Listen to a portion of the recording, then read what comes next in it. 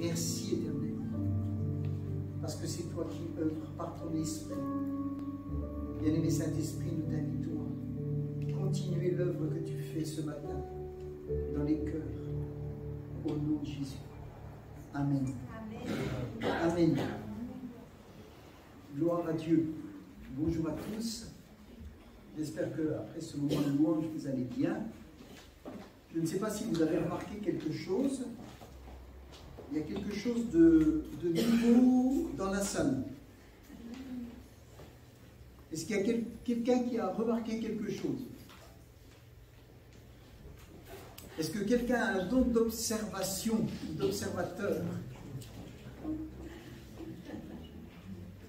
Il y en a qui savent, mais bon. Alors, non? Alors, quelqu'un me montre du doigt. Non, Jean-Philippe? Olivier, il a vu. Non, la croix, moi, je disais. La croix? Il est déplacé. Ah non. Oh, longtemps. Olivier, il a remarqué. Il remarque, mais... Non, oui. Il y a un drapeau. Il y a un nouveau drapeau. Ah! Et vous savez pourquoi? Parce qu'il y a une nouvelle famille. Amen. Elle s'appelle Eva, il s'appelle Lucas, si je ne fais pas de bêtises, et leur fille. Ils nous viennent de Pologne. Et quand ils sont venus, quand elle est venue, elle a regardé les drapeaux, ils peuvent se lever. Et elle est venue, mardi, avec un drapeau. Yes. Yes. Alléluia. Amen. Alléluia. Alors la Pologne est là. Amen. Amen. Que le Seigneur puisse bénir cette famille. Merci. Tu bénis pour les enfants, tu les conduis dans tout ce qu'ils ont à entreprendre dans ce pays. Tu te glorifies, tu remplis leur vie et tu leur donnes ce qu'ils ont besoin pour pouvoir apporter la bénédiction et peut-être parler à une communauté polonaise qui pourrait se trouver là aussi. Merci Seigneur. Amen. Amen. Amen. Gloire à Dieu. Gloire à Dieu. Alors, ce matin, je voudrais qu'on continue sur la question « Pourquoi suis-tu Jésus ?» Je ne sais pas si cette question vous est revenue dans la semaine, depuis le dernier message. Je ne sais pas si vous avez suivi cette recommandation de ne rien écouter, mais de lire les chapitres du Sermon sur la montagne et de vraiment réfléchir à cela, travailler à cela, et se poser les bonnes questions. Voilà ce que Jésus enseigne, qu'est-ce que ça m'apporte, et le fait de voir comment Jésus parlait aux Juifs et combien ça pouvait les perturber, parce qu'il leur parlait d'une façon complètement nouvelle. Alors, c'est vrai, je ne vais pas reprendre tout le message, d'ailleurs, pour éviter de perdre trop de temps, je vais aller, voilà, je ne vais pas reprendre tous les points. Alors, je continue. On avait vu les sens, comment suivre Jésus. Et là, le premier sens, c'était le sens normal, on suit comme on suit une personne, etc. Et il y a beaucoup de gens qui suivaient Jésus. Mais ils n'étaient pas spécialement avec Jésus. Il y avait beaucoup de gens qui étaient là parce que Jésus apportait des solutions. Mais quand Jésus a fait le sermon sur la montagne, il est dit qu'au départ, il y avait des foules qui le suivaient. Et quand il est descendu de la montagne, il n'y avait plus qu'une foule qui le suivait. Il y en a beaucoup, à mon avis, je réfléchissais, qui sont restés sur la montagne et qui ont discuté sur ce que Jésus avait dit. Et il y en a qui n'ont pas discuté, mais qui l'ont suivi. Vous savez, je crois qu'il faut qu'on apprenne à ne pas discuter ce que Jésus dit. Mais il faut juste qu'on le suive. Amen. Et quand on le suit, il nous donne des explications sur ce que l'on ne comprend pas. Je pense que ceux qui ont suivi Jésus, qui sont descendus de la montagne et qui ont vu ce lépreux guéri, parce qu'on avait vu que la lèpre, ça représentait beaucoup, et ils ont compris qu'ils ne pouvaient pas faire ce que Jésus leur disait à cause du péché. Parce qu'ils ne pouvaient pas suivre la loi parfaitement. Mais Jésus guérit. La lèpre, c'était le péché, c'était comme le péché. Jésus guérit, Jésus délivre. Et il pouvait. Et ce lépreux qui avant ne pouvait pas, après il a pu. Amen. Ceux qui sont descendus ont vu, ont compris les choses et ont pu avoir la possibilité de continuer de suivre. Alléluia. Donc les motivations qui nous font suivre Jésus peuvent être très différentes selon les personnes, selon notre compréhension et selon l'étape dans laquelle on se trouve. Moi, au début, j'ai suivi un homme, un jeune homme, un cousin, qui m'a amené dans une église parce qu'il m'a dit, ici, on guérit les malades, ou les malades sont guéris. Et j'ai suivi pour ça. Puis après, quand j'ai écouté, j'ai commencé à suivre un homme qui parlait de l'évangile. Puis après, j'ai continué et j'ai compris que ce n'était pas l'homme qu'il fallait suivre, mais c'était les paroles qu'il disait. Puis après, j'ai compris que les paroles qu'il disait, c'était la Bible, que je ne connaissais pas. Puis j'ai commencé à vouloir suivre la Bible, etc. Amen. Et c'est comme ça qu'on commence à suivre, et notre façon de suivre va changer. Jésus a toujours eu une foule de gens qui vont le suivre dans ses déplacements. Quand il était dans une ville, les gens sortaient de la ville et ils le suivaient. Des grandes foules étaient là. Mais quand Jésus enseignait, alors moins de gens étaient là. Cette foule glorifie Dieu quand elle voit un miracle de la part de Jésus, mais le condamne quand il va loger chez Zachée. C'est une foule qui est là, qui observe, mais qui commente et qui critique. Et pourtant, ils suivaient Jésus. Et ils le suivaient parce qu'il faisait des bonnes choses. Ils le suivaient parce que leur cœur était interpellé. Il y a la foule qui est observatrice et qui, quand Jésus fait quelque chose qui ne leur convient pas, accuse, discute, commente. C'est ce qui arrivait aux pharisiens. Et puis, il y a ceux qui se lient à Jésus. Ils vont lier leur vie à celle d'un homme. Parce que cet homme était différent. Et parce que cet homme, ils vont comprendre que c'est le Fils de Dieu plus tard. Et ensuite, ils le suivront parce qu'il est Dieu. Certains suivent pour trouver des poux à Jésus, expression. D'autres suivent parce qu'ils reçoivent ses paroles dans leur cœur. Et on doit toujours se poser la question, tout au long de notre vie, pourquoi je suis Jésus? Est-ce que c'est parce que c'est mes parents qui me l'ont dit? Est-ce que c'est parce qu'il y a longtemps que j'ai connu Jésus? Est-ce que c'est parce que je n'ai pas d'autre solution? Parce que je n'ai pas d'autre alternative? Parce que je ne connais rien d'autre? Parce que je n'ose pas faire autre chose? Parce que je sais que l'enfer existe? Pourquoi est-ce que je suis Jésus? Est-ce que je suis Jésus aujourd'hui pour les mêmes raisons que quand je suis venu à lui? Ça, c'est des questions qu'on doit se poser. Dans Luc chapitre 19, au verset 7, il est dit, quand Jésus est allé loger chez Zachée, il est dit dans Luc 19, verset 7, « Voyant cela, tous murmuraient et disaient, il est allé loger chez un homme pécheur. » Parce que Zachée était au-dessus dans un arbre, il regardait la foule, il regardait Jésus, il était là, et ils ont discuté. Ils ne se sont pas contentés de regarder la grâce que Jésus apportait, ils ont trouvé de quoi l'accuser. Il rentre chez Zachée, mais Jésus dit à cet homme, repentis, sincèrement, le salut est entré aujourd'hui dans cette maison. Amen. Cet homme a suivi Jésus avec son cœur, avec sa volonté. Il s'est repenti.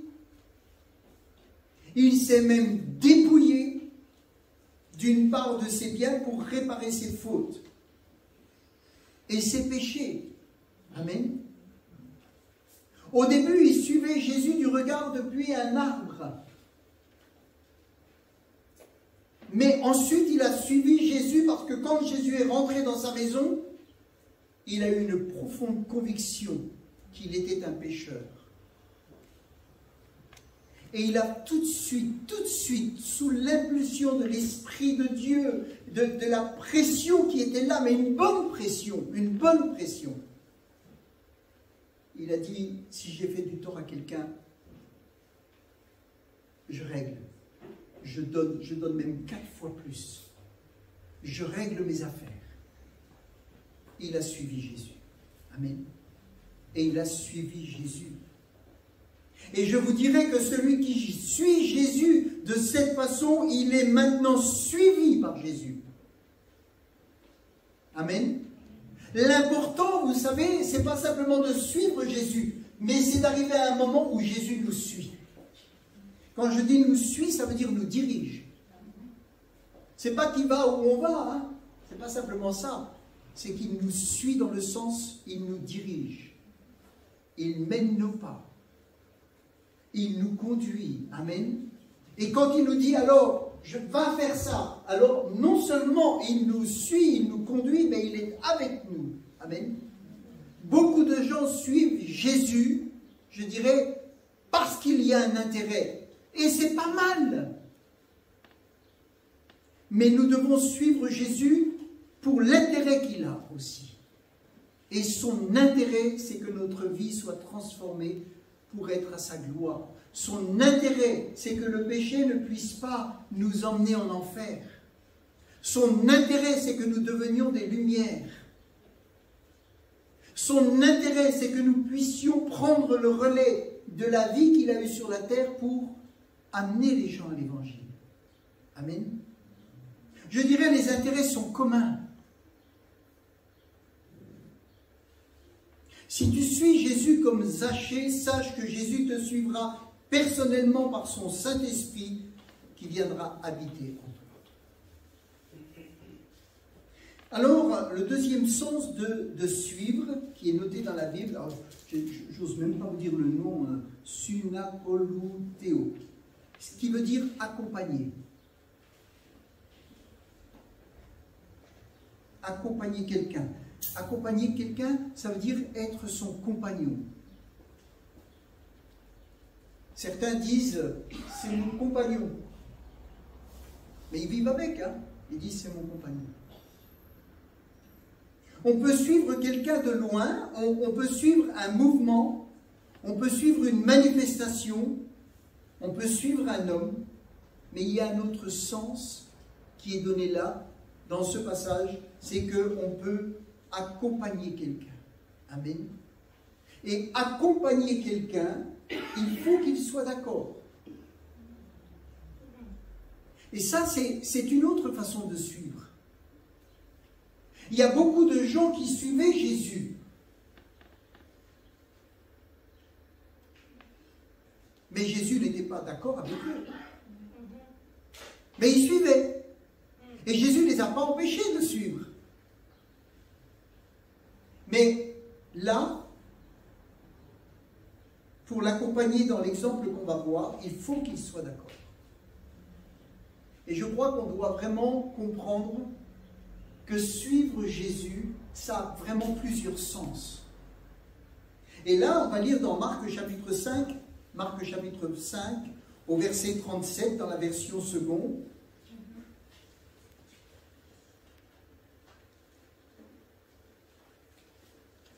Au verset 37, il est dit « Il ne permit à personne de l'accompagner ».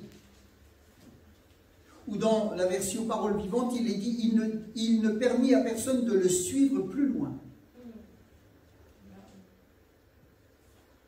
Ça veut dire quand on a donné notre vie à Jésus, on suit Jésus. Amen. Et Jésus nous suit, il nous dirige. Mais après, il a quelque chose pour nous particulièrement. On est unique, on a une identité unique. Et Jésus veut faire des choses avec nous, des choses particulières. Et là, il est dit, si ce n'est, alors, il ne permit à personne de l'accompagner, si ce n'est à Pierre, à Jacques et à Jean, frère de Jacques. Ils arrivèrent à la maison du chef de la synagogue, où Jésus vit une foule bruyante et des gens qui pleuraient et poussaient des cris. Il entra et leur dit, pourquoi faites-vous du bruit et pourquoi pleurez-vous? L'enfant n'est pas morte, mais elle dort. Ils n'étaient que 3, plus les parents dans la chambre. Les autres disciples ou les autres apôtres sont restés dehors. Donc, suivre, dans un certain sens, c'est accompagner celui qui veut qu'on l'accompagne. Et là, il se passe quelque chose, il y a comme une intimité, il y a comme une relation qui est privilégiée. Amen.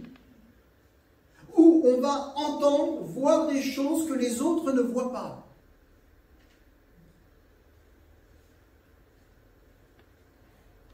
Il y a tous ceux qui suivaient et à un moment, il y a eu ceux qui l'ont accompagné dans ces visites précises. Ils ont été choisis pour cette circonstance. Ça ne veut pas dire que les autres ne suivaient pas de la bonne façon. Mais là, ils suivent parce qu'il y a quelque chose de particulier que Jésus veut faire avec eux. Suivre Jésus veut dire accepter son plan. Et là, je pense, vous savez que dans des situations comme ça, il a dû y avoir des jalousies. Je pense que les autres se sont posé la question, pourquoi il les choisit eux? Mais suivre Jésus, c'est accepter son plan. C'est accepter les différences qu'il peut y avoir entre nous. C'est aussi accepter que Jésus a un plan particulier pour chacun. Ça veut dire aussi que Jésus peut privilégier une personne, un groupe, à un moment donné, dans une situation particulière, parce qu'il le prépare à quelque chose de particulier. Et ça aussi, ça fait partie de pourquoi je suis Jésus. Parce que je veux que ce soit pareil pour tous. Là, ça n'a pas été pareil pour tous.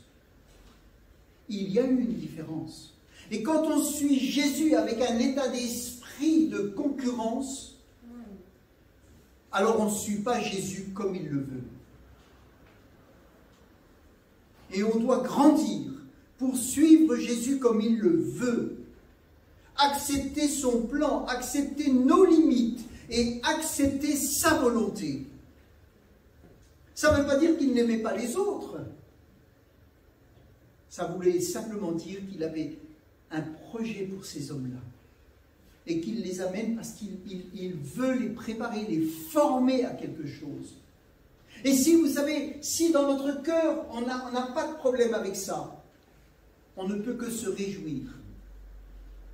Quand Jésus prend quelqu'un et le prépare à quelque chose, s'occupe de lui d'une façon particulière. Amen.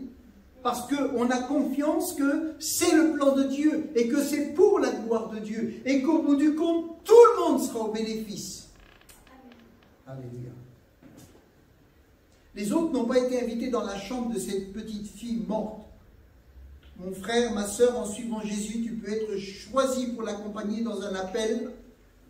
C'est lui qui va suivre ta vie. Et en le suivant intimement, lui-même te suivra. Et tu peux ne pas être choisi pour un plan. Mais Dieu en a un pour toi. Amen. Ce qui est beau, c'est que Dieu est capable de faire des choses sur mesure. Il y a la règle générale et il y a après les choses qui sont faites sur mesure. Pour chacun d'entre nous. Vous savez, ces hommes-là, c'était les 3 disciples que Jésus va avoir à la transfiguration. C'est ces 3 hommes-là qu'il va amener dans le jardin de Gethsémanée. C'est ces 3 hommes-là qui vont être les premiers témoins de la résurrection. Mais les autres aussi, amen, ont eu un plan, ont été des apôtres, ont été utilisés. Mais acceptons que suivre Jésus, Jésus fait ce qu'il veut. Et il prend qui il veut pour son service. Vouloir suivre Jésus par nos propres forces est voué à l'échec. Suivre Jésus avec simplement notre intelligence, notre logique et nos raisonnements, c'est un échec assuré. Je ne dis pas qu'on ne doit pas se servir de sa tête, qu'on ne doit pas réfléchir. Mais acceptons que nous sommes limités et que Jésus prend qui il veut, pendant le temps qu'il veut, dans une intimité particulière, pour faire ce qu'il a prévu. Amen. C'est comme ça qu'une église peut grandir, qu'elle peut mûrir, qu'elle peut se fortifier et qu'elle peut se préparer pour sa mission.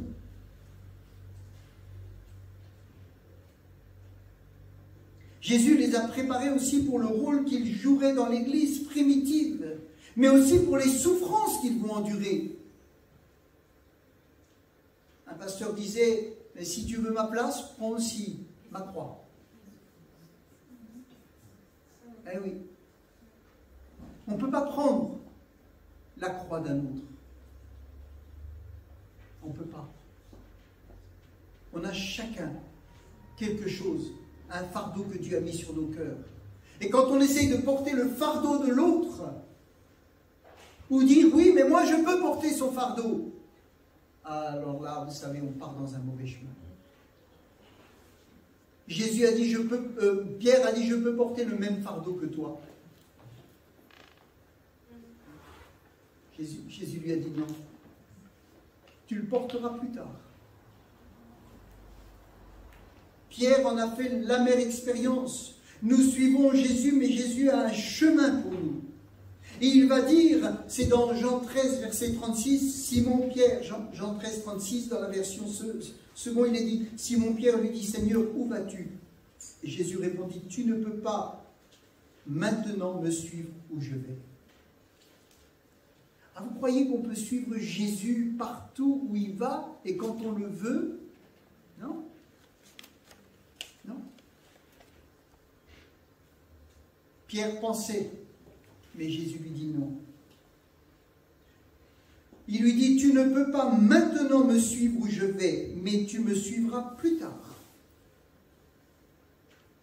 Alors, vous savez, je ne sais pas s'il a compris ce que ça voulait dire. Mais ça voulait dire, tu vas mourir de la même mort que moi. Alors, vous savez, quand on est là et puis qu'on bataille ou qu'on concurrence un autre parce qu'il est dans quelque chose, on ne sait pas ce que Dieu lui réserve, on ne sait pas les persécutions qu'il aura, on ne sait pas le poids qu'il va porter, on ne sait pas dans quel chemin et Jésus l'emmène, on ne sait pas pourquoi il en fait un compagnon particulier, dans une intimité particulière, on ne sait pas ça. On ne sait pas le plan qu'il a. On voit simplement peut-être le privilège, mais on ne sait pas le résultat. Faites attention, faisons attention. Parce que Jésus dit, avec la bénédiction, il y a aussi la persécution. Et s'il choisit ces hommes, c'est parce qu'ils peuvent peut-être supporter une persécution que l'autre ne supportera pas. Alors ne discutons pas ce que Jésus fait. Ne discutons pas. Seigneur, lui dit Pierre, pourquoi ne puis-je pas te suivre maintenant? Je donnerai ma vie pour toi. Jésus répondit, tu donneras ta vie pour moi. Oui, c'est vrai. En vérité, je te le dis, le coq ne chantera pas ou sans que tu m'aies renié. Ou dans une autre version, il est dit, mais Pierre insista. Et pourquoi donc, Seigneur, ne pourrais-je pas dès maintenant? Je suis prêt à sacrifier ma vie pour toi. Tu es prêt à sacrifier ta vie pour moi? Répartit Jésus, vraiment, je te l'assure, avant que le coq ne chante, etc. Il voulait suivre Jésus. Mais non, non. Suis-le avec ton cœur, avec ce qu'il te dit. Ne t'occupe pas des autres. fais ta vie avec Christ. Aime tes frères, aime tes sœurs. Ne regarde pas, ne compare pas, ne juge pas. Sache qu'il t'aime, qu'il a un plan, qu'il a prévu des choses et qu'il veut t'utiliser d'une façon merveilleuse et glorieuse et totalement différente de ton frère peut-être. Alléluia.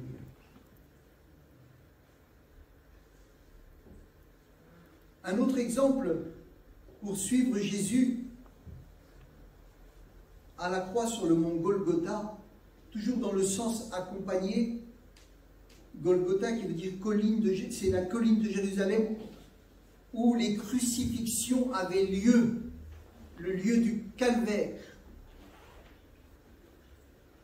Dans Luc chapitre 23 au verset 48, et là on voit eh bien, qu'il y a la foule qui vient, qui regarde le spectacle, qui se rappelle de Jésus. Ils avaient l'habitude, hein? Ils avaient l'habitude. Il y avait des gens qui étaient condamnés régulièrement, qui étaient crucifiés. Peut-être que quand il y en a un qui était crucifié, les ennemis ou ceux qui avaient été au tribunal regardaient et ils se moquaient de lui. « Ah, t'as vu maintenant, hein? C'est fini pour toi. »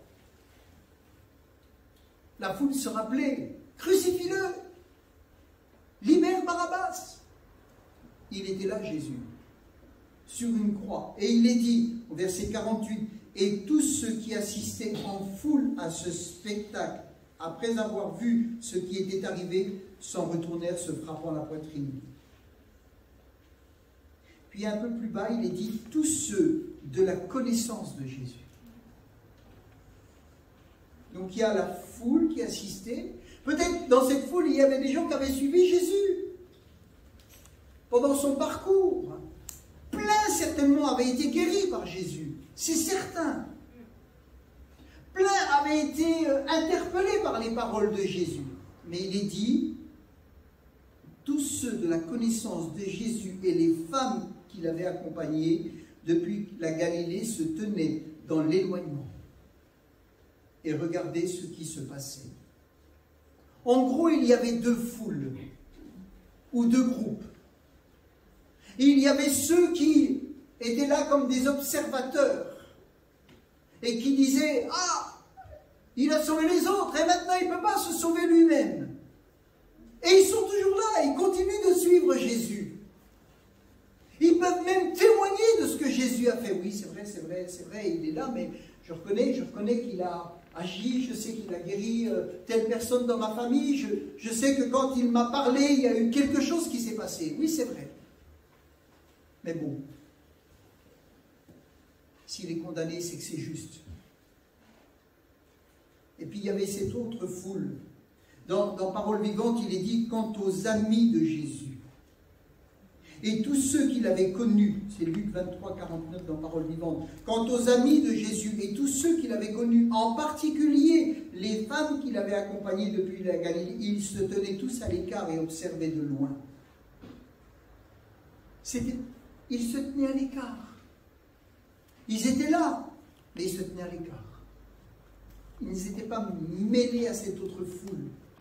Et j'aimerais te dire que, je ne sais pas comment tu suis Jésus, mais peut-être que tu suis Jésus en étant mêlé à une foule de gens qui critiquent, qui sont là en train de discuter toujours. Mets-toi à l'écart. Mets-toi à l'écart.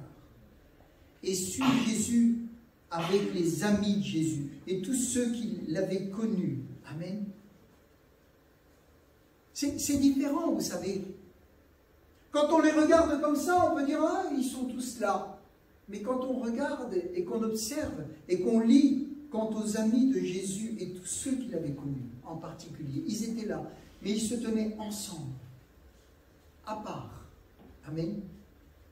Ensemble et à part. Il y a deux façons de suivre Jésus.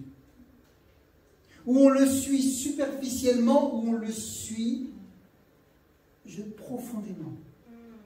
On le suit avec le cœur, on le suit avec un cœur qui se laisse travailler.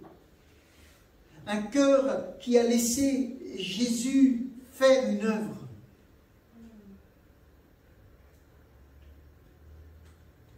Certainement, il se disait, mais pourquoi est-ce qu'il meurt? Mais pourquoi? Mais voyez-vous, ce n'était pas la même chose que les autres. Comment est-ce que l'on suit Jésus? Ça, ce sont des questions qu'on doit se poser régulièrement. Il y avait un autre homme qui suivait Jésus. C'est au verset 50. Cet homme était appelé Joseph. Mais il ne suivait pas Jésus dans le groupe, là. Parce qu'il avait... Et c'est lui qui va aller, et qui va prendre, qui va s'occuper de Jésus ensuite. Il est dit, un homme appelé Joseph, un membre du conseil supérieur des Juifs, intervint alors. C'était un homme bon et droit. Il n'était pas d'accord avec la politique de ses collègues et ne s'était pas associé à leurs décisions. Il était originaire d'Arimathée, une ville de Judée, et faisait partie de ceux qui vivaient dans l'attente du royaume de Dieu. Peut-être qu'il n'était pas là dans la foule, et peut-être qu'il n'était pas non plus là avec ceux qui étaient amis de Jésus, qui étaient ensemble, parce que lui, sa condition, elle était un peu particulière. Mais il avait pris position. Amen. Et c'est pour ça, on aurait pu dire, Joseph d'Arimathée, il n'était pas avec nous. Mais il était avec Jésus. Amen. Et peut-être qu'il a été même plus courageux que les autres. Parce que pour prendre position comme il l'a fait, il fallait le faire. Vous savez, il y a des gens, ils prennent des positions très fortes, mais ils ne peuvent pas le montrer. Parce que s'ils le montrent, ils sont massacrés. Il y a des gens qui ont pris des positions pour Christ dans leur famille, mais pendant un temps, ils ne peuvent pas le montrer. Parce qu'on les massacre. J'entendais un homme qui nous disait, il y a des musulmans qui se sont convertis, qui vraiment appartiennent à Christ, qui continuent d'aller à la mosquée, et ils prient Jésus. Alors on peut dire, ils ne sont pas courageux, ils n'ont pas pris position, ils n'ont pas le courage de leur témoignage. Ne vous occupez pas de ça. Ils sont là, ils prient Jésus. Seigneur, garde-moi. Seigneur, touche-les. Seigneur, travaille leur cœur. Vous savez, il y a tout ce qu'on voit en apparence et ce qu'il y a dans le cœur. Et je crois qu'on doit suivre Jésus avec son cœur. Amen. Troisième sens de suivre Jésus, c'est exakolonteo. Il est employé par Pierre dans la 2e épître. Et il dit qu'il s'est gardé de suivre des fables habilement conçues. On va le lire.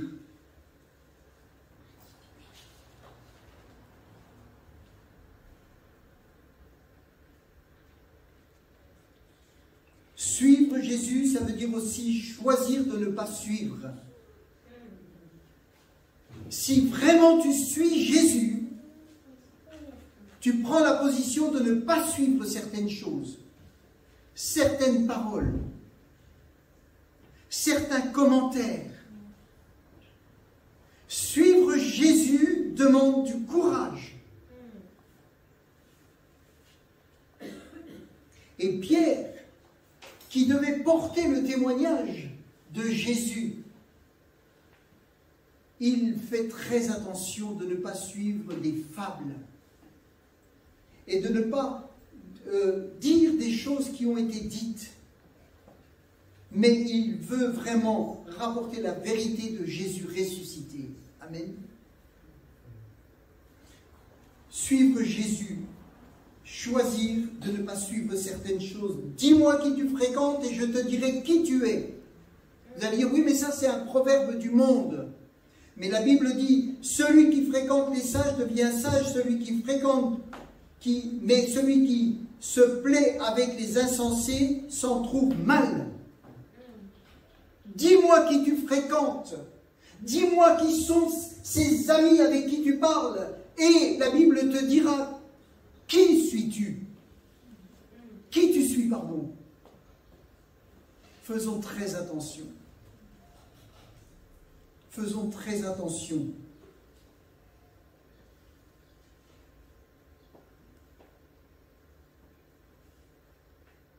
Il est dit dans 1 Pierre chapitre 2, ne le cherchez pas, il est dit 1 Pierre 2, il annonce que beaucoup suivront des faux prophètes dans leur dérèglement. Vous savez, le mot faux, qu'est-ce qu'il veut dire? Il veut dire dissimuler.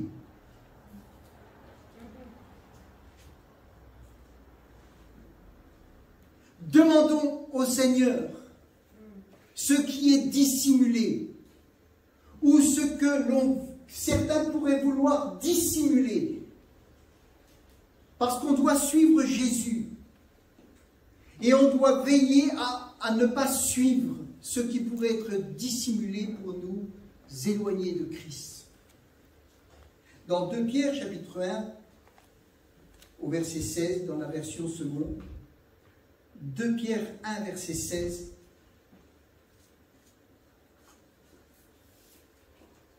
Pierre 1, verset 16, il est dit « Ce n'est pas en effet en suivant des fables habilement conçues que nous vous avons fait connaître la puissance et l'avènement de notre Seigneur Jésus, mais c'est comme ayant vu sa majesté de nos propres yeux. » Ça veut dire qu'ils n'ont pas laissé leurs oreilles, leurs yeux influencés par des doctrines, d'autres choses. Rappelez-vous, ceux qui contestaient la résurrection, ceci et cela, non. Dis-nous, on veut garder le témoignage de Christ ressuscité, on est les premiers témoins, on veut faire attention. Amen. Gardez le message authentique. Dans Parole vivante, il est dit, nous ne nous sommes pas laissés berner par des histoires inventées ou des mythes ingénieusement arrangés. Suivre Jésus demande du discernement. C'est pas simplement Alléluia, Alléluia, merci Seigneur. Non, c'est avoir du discernement. C'est se poser les bonnes questions. C'est réfléchir à ce qu'on nous dit. C'est analyser et c'est trier. Et c'est refuser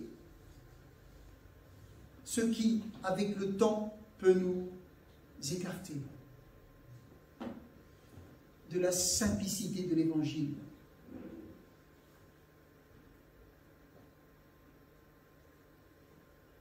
Dans 2 Pierre chapitre 2, verset 2, 2 Pierre 2, verset 2, 2 Pierre 2, verset 2, il est dit, « Il y a eu parmi le peuple des faux prophètes, et il y aura de même parmi vous de faux docteurs, qui introduiront des sectes pernicieuses et qui, reniant le maître, qui les a rachetés. » C'est terrible, hein? Reniant le maître qui les a rachetés, attireront sur eux une ruine soudaine. Plusieurs les suivront.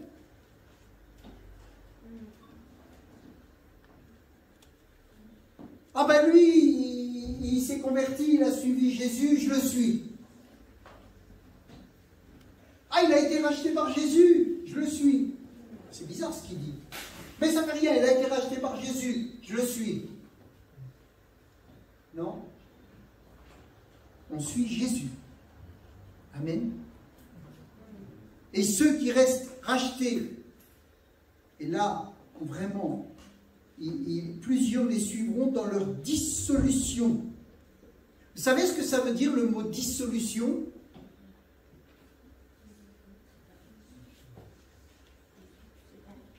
Hein? C'est action de défaire.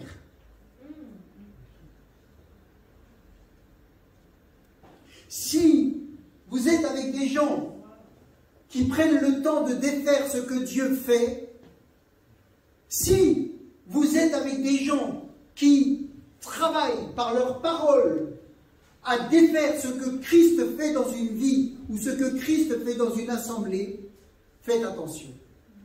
Faites attention.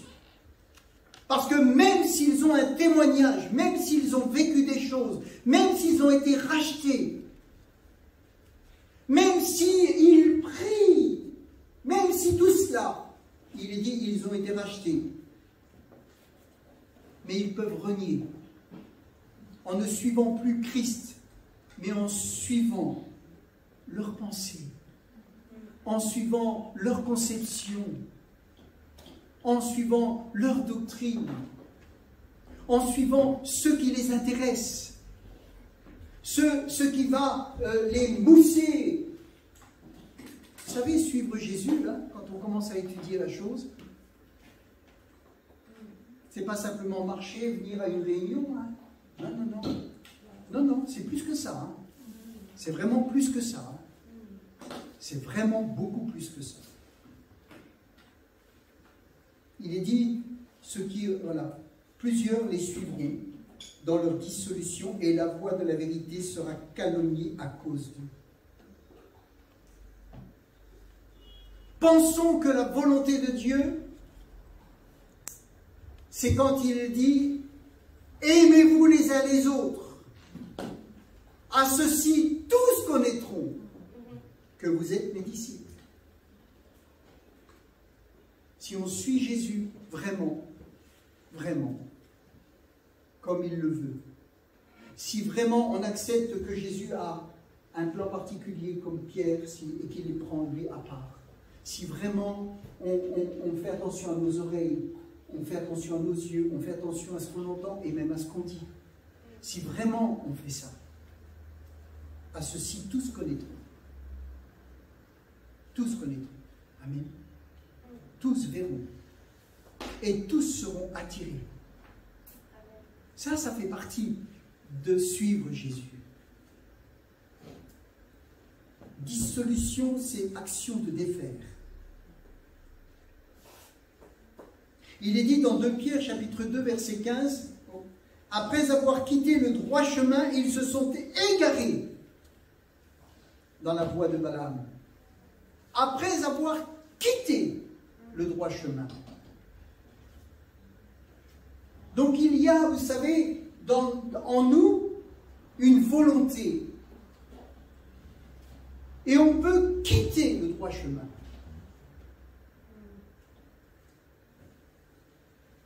Quitter, c'est pas se perdre. Hein.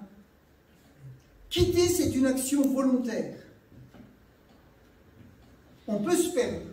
Et là, on dit, Seigneur, j'ai besoin de toi. Montre-moi. Et quand on quitte, c'est une action volontaire. Mais on doit vraiment faire attention.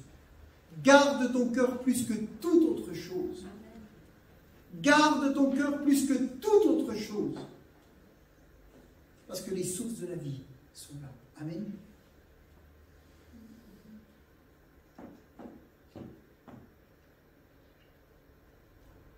Et le quatrième sens, très vite. Quatrième sens, c'est epagolunthéo. Et là, il est parlé, ou il est question de marcher dans les traces de Jésus. Dans les traces de Jésus. Je ne sais pas si vous avez fait du ski de fond. Moi, j'en ai fait, j'avais mes petites médailles, là, 30 km. Ah, c'est 30 mètres maintenant. Hein. 30 km. Et je peux vous dire que quand vous faites du ski de fond, c'est pas pareil que du ski de descente, hein, du ski alpin. Si vous sortez des traces, vous avez les jambes qui partent comme ça, ou elles partent comme ça, mais ça ne va pas. Ça ne va pas. Vraiment, quand on suit les traces, il faut être là, et il faut corriger constamment. Il faut observer un peu loin, regarder tout près, regarder ses skis, contrôler, suivre les traces de Jésus. C'est pas grave. Suivre les traces de Jésus. C'est pas « Ah, merci Seigneur, Alléluia, Alléluia, merci Seigneur ». là vous n'êtes plus dans les traces de Jésus. Je ne dis pas qu'il ne faut pas se réjouir, hein, mais je dis suivre comme ça, je veux dire d'une façon légère. Non, non, là il parle.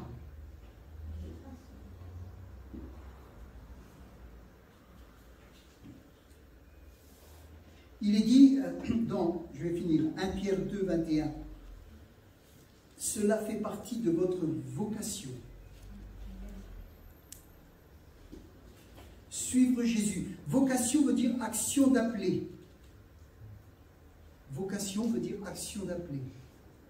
Cela fait partie de votre vocation. Le Christ aussi a souffert. Et il l'a fait pour vous, vous laissant par là un exemple afin que vous suiviez pas à pas ses traces. Ça veut dire, frères et sœurs, concrètement, que si vous voulez suivre ses traces, si vous voulez rentrer dans les sillons qu'il a tracés, vous allez souffrir. Et c'est votre vocation. Excusez-moi, mais c'est votre vocation. C'est notre vocation. C'est pas être gaga, hein? C'est notre vocation. Suivre les traces de Jésus, c'est souffrir à cause de l'Évangile. C'est souffrir pour garder une séparation avec le monde tout en étant un cœur pour le monde.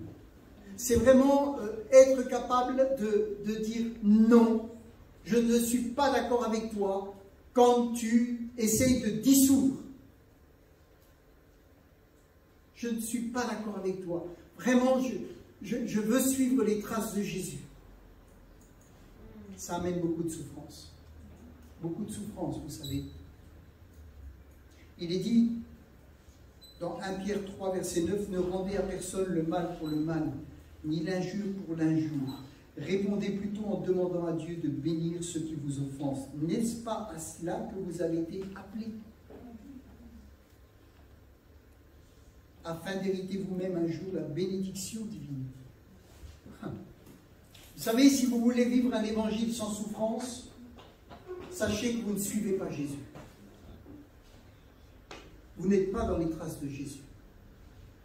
Vous ne pourrez pas être dans l'intimité de Jésus. Vous pourrez suivre de loin.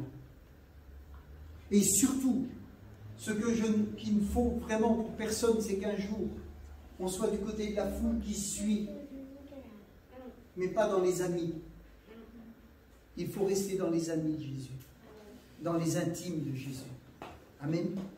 Si vraiment, vraiment on veut suivre Jésus, si vraiment on relit le sermon sur la montagne, si on lit toutes les paroles de Jésus, et si on dit, Seigneur, je veux te suivre, je veux suivre tes traces, je veux suivre tes commandements, je veux suivre tes conseils, Seigneur, aide-moi à supporter la souffrance.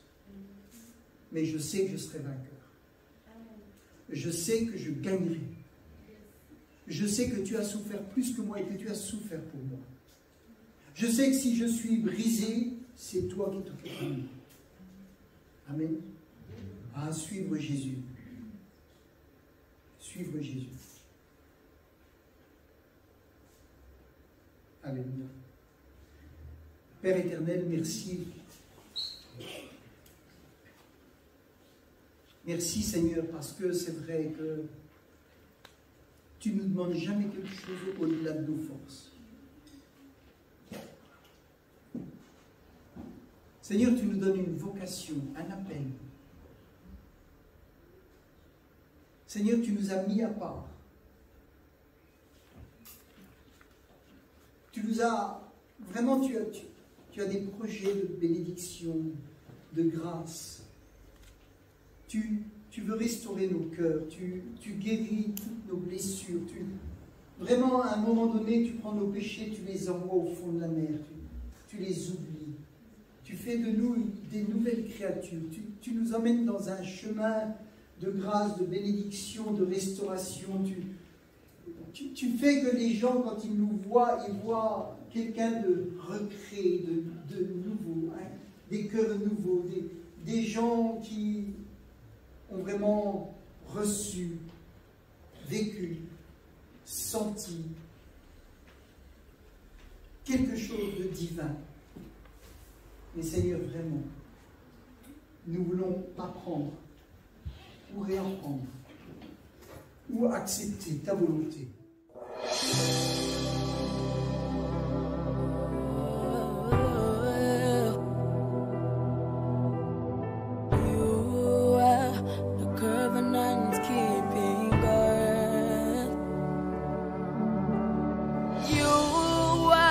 The covenant keeping God.